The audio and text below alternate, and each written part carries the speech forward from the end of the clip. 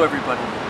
95% of champagne is a non-vintage champagne, meaning it's grapes that are coming from a multitude of different vintages. Now only 5% of champagne is vintage champagne, which translates into grapes that come from a single year. Now how do you tell the difference?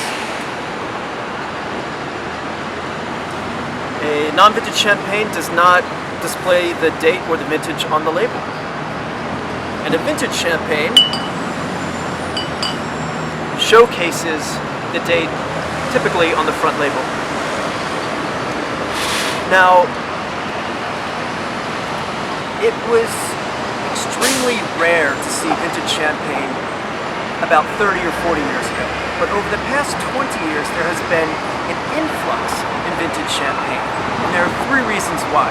The first reason is the effect of global warming. It's simply easier to make champagne because the grapes ripen higher due to higher temperatures in the region of Champagne. Secondly, we're looking at the economics of supply and demand. There is just simply a higher demand for vintage champagne, and champagne houses, at the end of the day, are a business and they need to meet those demands. And thirdly, I like to call the avant-garde approach. You see a lot of smaller champagne producers making vintage champagne year in and year out so they can showcase the variations and the differences from vintage to vintage.